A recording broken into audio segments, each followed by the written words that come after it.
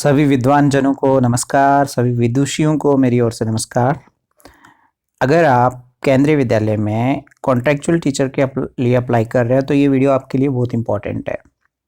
इस वीडियो में मैं आपको बताऊंगा कि केंद्रीय विद्यालय जो आपका कॉन्ट्रेक्चुअल एग्ज़ाम या कॉन्ट्रेक्चुअल इंटरव्यू लेता है उसके लिए आपको किन किन बातों का ध्यान रखना चाहिए, क्या क्या आपको तैयार करना चाहिए, इन सब बातों के बारे में मैं आपको इस वीडियो में बताने वाला हूँ।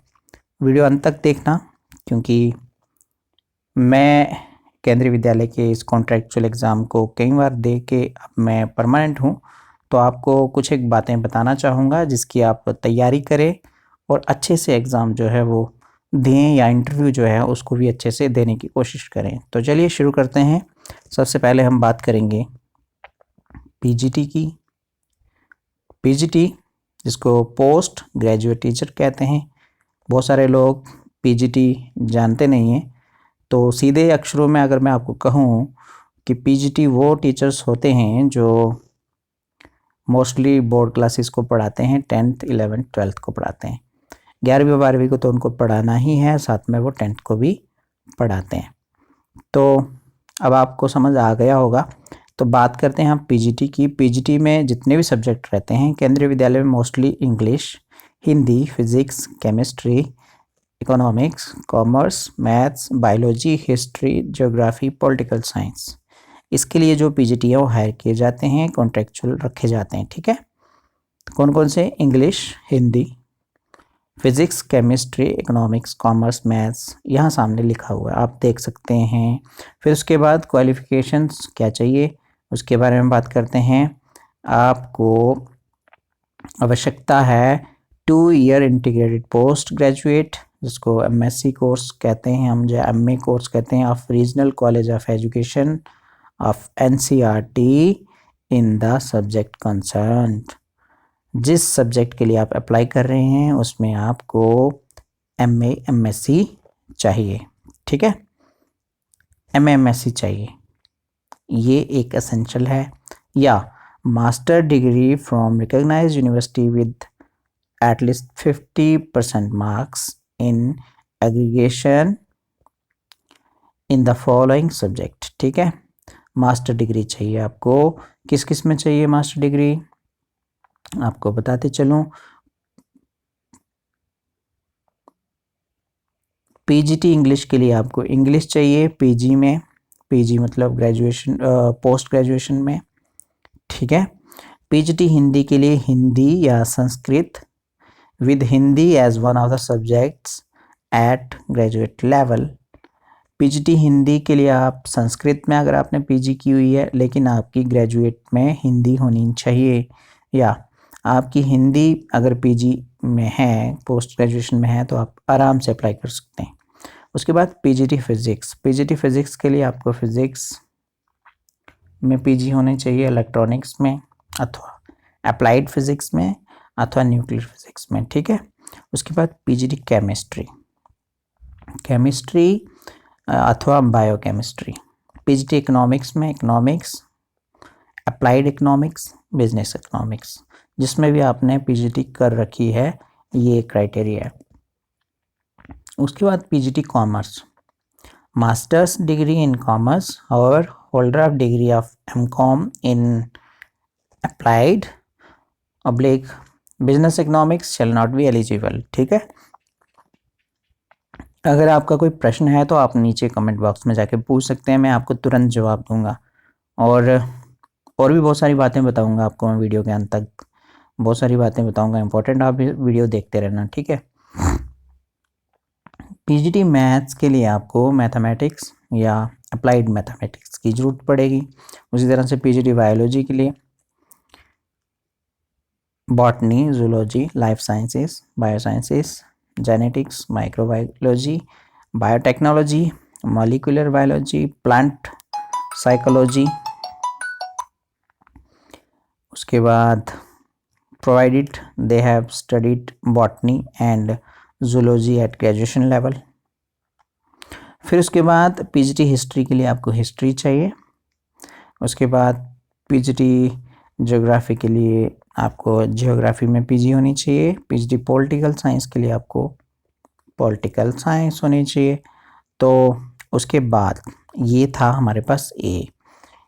उसके बाद आपको ये सब तो चाहिए ही चाहिए, साथ में आपको बीएड चाहिए और या बीएड के जैसी कोई और डिग्री चाहिए जो रिकॉग्नाइज्ड यूनिवर्सिटी से आपने कर रखी है, जो भी रिकॉग्नाइज्ड यूनिवर्सिटी है उससे करी हुई है वो वाली डिग्री चाहिए।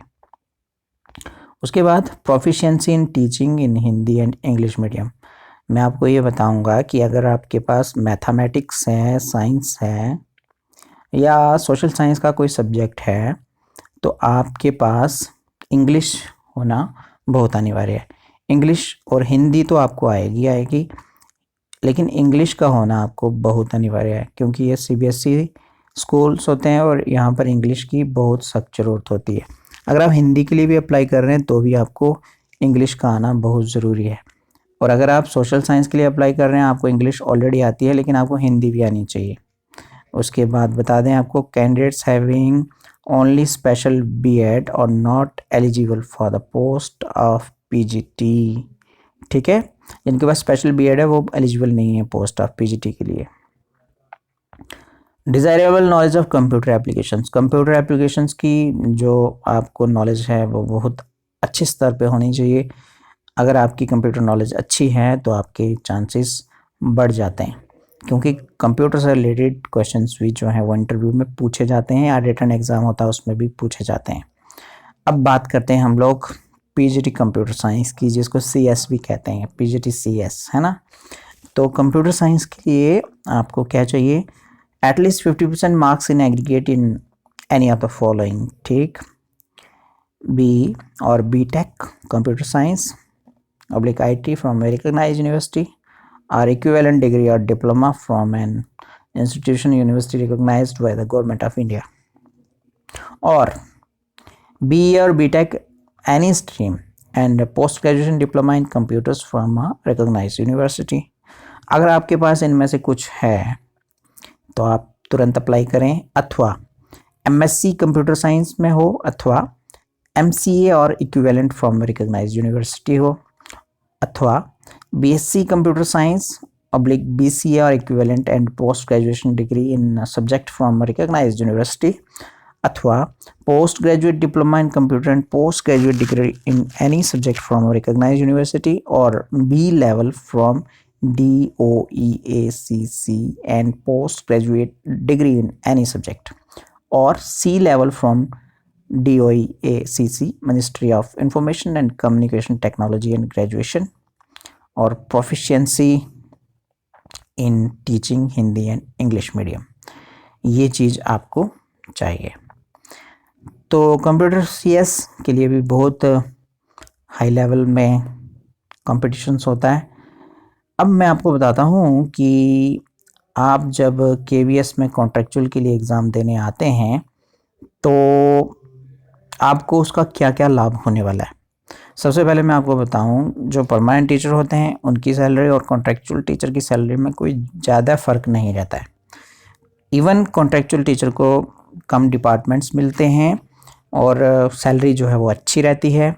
अब बात करते हैं अगर हम सॉफ्ट स्टेशन की, तो वहाँ पर सैलरी जो है 27,000 होती पीजीटी की, और बात करते हैं अगर टीजीटी की तो 26,000 होती है। कुछ स्टेशंस रहते हैं जैसे soft station, hard station, very hard station, है ना। सॉफ्ट स्टेशन में 5,000 हार्ड स्टेशन से कम सैलरी होती है। हार्ड स्टेशन में जैसे 32,000 होगी और सॉफ्ट स्टेशन में होगी 27,000 पीजीटी की, है ना। इसके आसपास ही रहती है सैलरी। सैलरी काफ़ी अच्छी देता है KVS। अगर आपके पास बीएड है और ऊपर बताई हुई कोई भी डिग्री है और आप अगर घर में बैठे हुए हैं, कुछ ट्यूशन्स वगैरह दे रहे हैं बच्चों को, बहुत मेहनत कर रहे हैं, तो उससे बेटर है कि आप KVS को ज्वाइन करें। और भी बातें बताऊंगा आपको मैं। अब बात करते हैं TGT की। TGT इसको ट्रेंड ग्रेजुएट टीचर कहते हैं, प्रशिक्षित स्नातक शिक्षक कहते हैं। इसमें पोस्ट रहती है English, Hindi, SST, science, Sanskrit, maths, Punjabi या और भी कोई लैंग्वेज। यहाँ की बात करेंगे वहाँ होती है, लेकिन मोस्टली हमारे नॉर्थ इंडिया में English, Hindi, SST, science, Sanskrit, maths, Punjabi, इनकी पोस्ट रहती है। ठीक है, इसको ऐसे कहते हैं TGT English, TGT Hindi, TGT SST. तो अब बात करते हैं इसके एसेंशियल की, जो इसके फीचर्स हैं, जो इसके लिए हमें चाहिए, क्या क्या चाहिए। अगर ए की बात करें तो 4 years integrated degree course of regional college of education of NCERT in the concern subject with at least 50% marks in aggregate. ठीक है, और बैचलर डिग्री चाहिए, एटलीस्ट 50% मार्क्स चाहिए in the concern subject, combination of subject and in aggregate. ठीक है, the elective subjects and languages in the combination of subjects are as under. देखो, elective subject और एक होता है कंपलसरी सब्जेक्ट, एक होता है इलेक्टिव सब्जेक्ट। तो अगर आपका इलेक्टिव सब्जेक्ट है तो आपका टीजीटी, आप उस सब्जेक्ट के लिए काबिल होंगे। ठीक है, तो 50% मार्क्स होने चाहिए कंसर्न सब्जेक्ट में। और चलिए देखते हैं आप पोस्ट। अगर आपकी इसमें पीजी है और आप टीजीटी के लिए अप्लाई करना चाहते हो तो कर सकते हैं, आराम से कर सकते हैं। अगर आपकी पीजी है इंग्लिश में तो आप टीजीटी के लिए अप्लाई कर सकते हैं। लेकिन अगर आपके पास पीजी नहीं है तो आपको इंग्लिश इलेक्टिव होनी चाहिए, अर्थात आपने चूज़ की होनी चाहिए।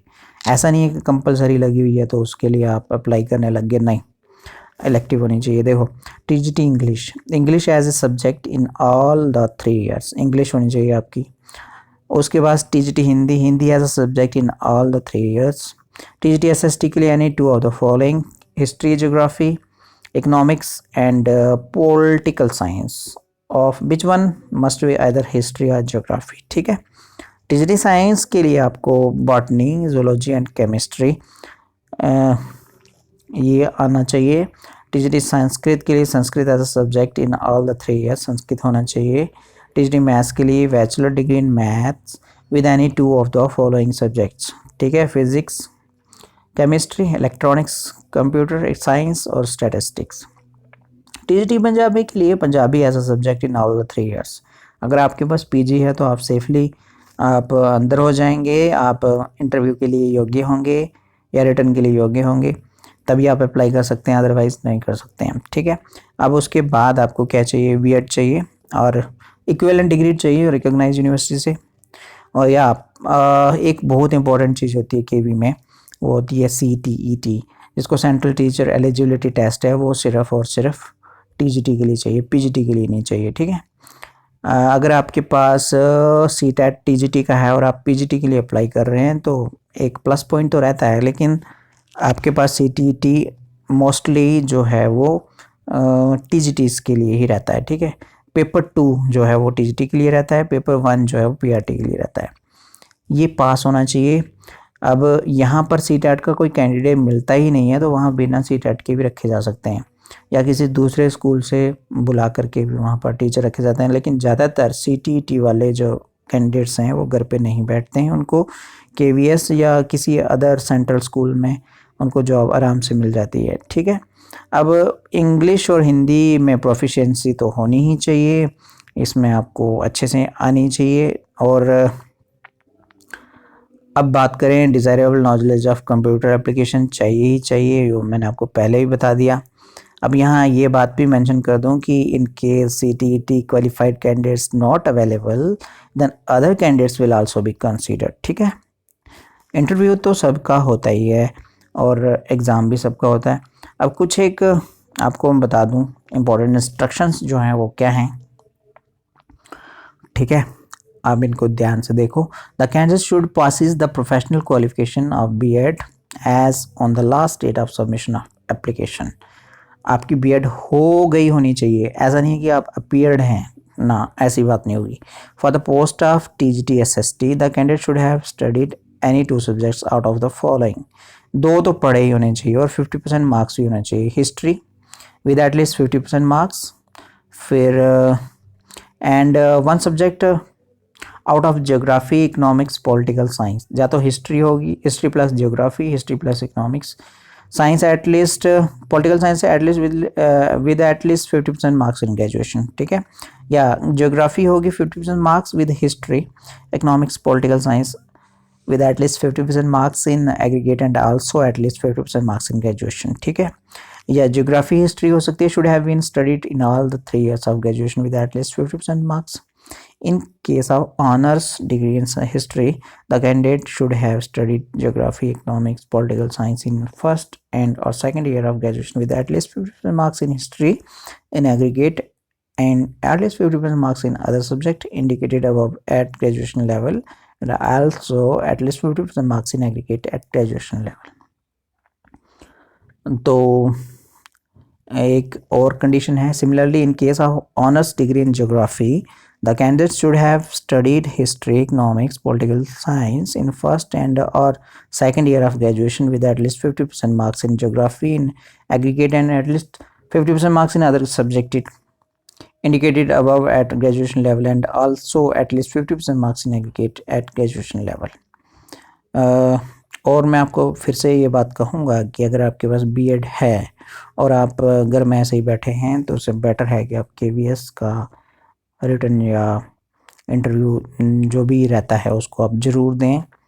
एक केवी में नहीं, दूसरे में नहीं, तीसरे में, सभी केवीज में ट्राई करें। आप ज़्यादा से ज़्यादा केवीज में इंटरव्यू देंगे, कहीं ना कहीं सिलेक्ट हो जाएंगे। अगर आप एक बार सिलेक्ट हो गए तो उससे आपको क्या होगा कि आपको एक क्या मिल जाएगा, एक्सपीरियंस सर्टिफिकेट मिलेगा जो नेक्स्ट ईयर आपको आपके मनपसंद केवी में भी आपको जॉब दिलवा सकता है। इसलिए आपके पास अगर एक्सपीरियंस सर्टिफिकेट हो जाएगा तो आप केवीएस परमानेंट के लिए आराम से अप्लाई कर सकते हैं, नवोदय के लिए अप्लाई कर सकते हैं, आर्मी स्कूल के लिए कर सकते हैं, डीएसएस एसबी में कर सकते हैं, जितने भी सेंट्रल स्कूल्स हैं उनमें आप आराम से अप्लाई कर सकते हैं, डीपीएस में कर सकते हैं for the post of TGT maths. ठीक है, the candidate should have studied maths in all the years years of graduation with any 2 subjects of physics, chemistry, electronics, computer science and statistics. In case of honors degree in maths, the candidate should have studied maths in all the years of graduation with at least 50% marks in aggregate and any other 2 subjects indicated in point number 1 above with at least 50% marks in each subject at graduation level and also at least 50% marks in graduation. अब BA honours के लिए B honours अगर maths में or and BSc honours in any subject with then maths are not eligible for the post of TGT maths. ठीक है, ये आप ध्यान से सुन लो। For the post of TGT science the candidate should have studied botany, zoology and chemistry in all the years of graduation with at least 50% marks in each subject. Okay, उसके बाद the candidate with honors degree in botany, zoology, chemistry with at least 50% marks in BSc should have studied other 2 subjects with at least 50% marks in each of them at graduation level. For the post of TGT English, Hindi and Sanskrit, the candidate should have studied English, Hindi, Sanskrit in all the years of graduation with at least 50% marks in English, Hindi, Sanskrit. For the post of TGT English, Hindi, Sanskrit respectively and also at least 50% marks in graduation. ठीक है, और अगर आपके पास PGT है तो आप आराम से टीजीटी के लिए एलिजिबल हो। ठीक है, अब बात करते हैं हम पीआरटी की। पीआरटी का अगर बात करें तो एग्ज़ाम या इंटरव्यू तो पीजीटी टीजीटी से भी टफ होता है, लेकिन थोड़ा सा सैलरी में फ़र्क रहता है, ज़्यादा फ़र्क नहीं रहता है। कितना फ़र्क रहता है? ऑलमोस्ट 1000 टीजीटी से कम रहती है, बाकी सैलरी इनकी भी अच्छी रहती है। ठीक है, तो आप भी इसके लिए तैयारी कर सकते हैं। क्या क्या होना चाहिए आपके पास पीआरटीज़ के लिए अगर आप अप्लाई कर रहे हैं तो सीनियर सेकेंडरी, देखिए 12th चाहिए होती है। यहाँ पर 12th वाले कैंडिडेट्स ही मिलते हैं, तो वहाँ पर तो आराम से 12th वाले आदमी लग जाते हैं। विद एटलीस्ट 50% मार्क्स चाहिए और 2 ईयर डिप्लोमा चाहिए उनको एलिमेंट्री एजुकेशन में। ठीक है, वही whatever name known, 2 year diploma in elementary education चाहिए और सीनियर सेकेंडरी चाहिए या उसके बराबर की कोई और degree with at least 50% marks and 4 year bachelor of elementary education जिसको BIED कहते हैं, और senior secondary for its equivalent with at least 50% marks in 2 year diploma in education special education में। ठीक है, या graduation with at least 50% marks and bachelor of education B.Ed, ये लोग भी एलिजिबल हैं। ग्रेजुएशन किसी सब्जेक्ट में भी हो चलेगी।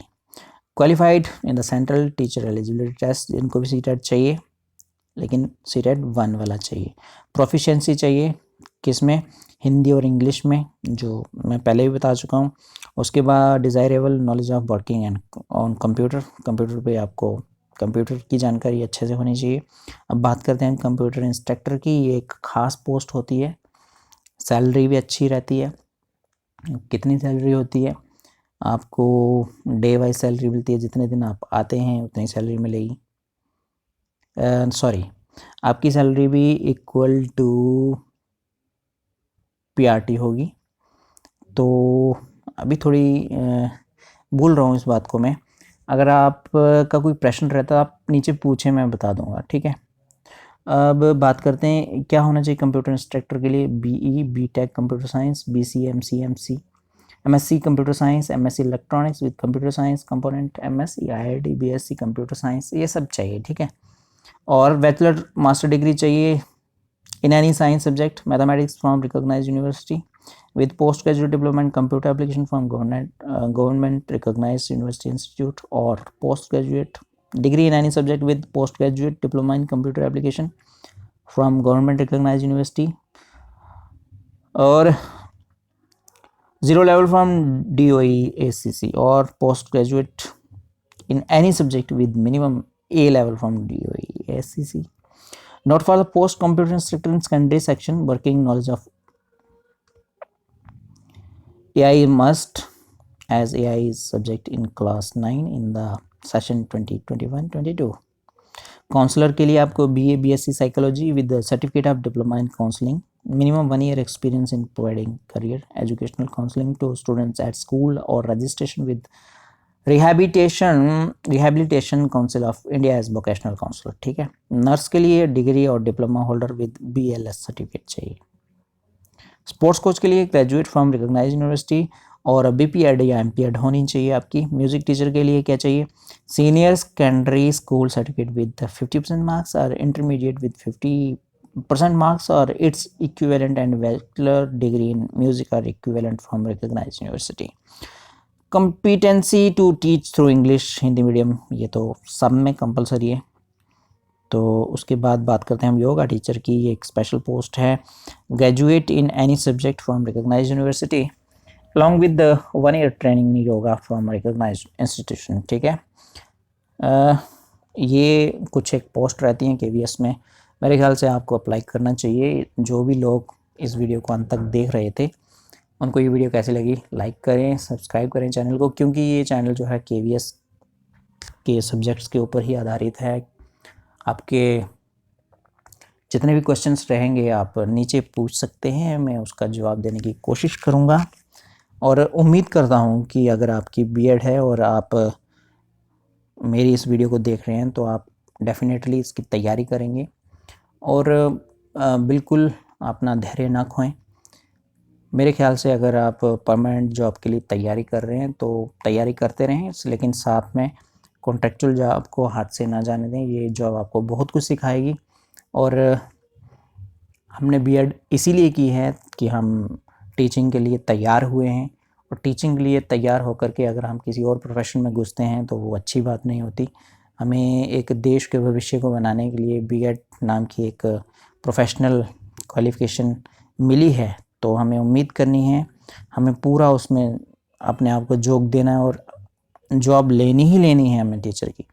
आप हार्ड स्टेशन में चले जाइए, किसी दूसरी जगह चले जाइए, आपकी वजह से अगर कोई पोस्ट खाली है तो इसके आप भी दोषी हैं। आप उसमें जाइए, उस जगह पर जाइए, बहुत सारे नोटिफिकेशंस निकलती रहती हैं। आजकल डिजिटल ज़माना है, आपको बहुत सारे नोटिफिकेशंस मिलती रहती हैं। आपको कभी भी किसी भी नोटिफिकेशन से ज़रूरत पड़ी तो आप इस वीडियो के नीचे कमेंट करें, मैं आपको नोटिफिकेशन देने की कोशिश करूँगा।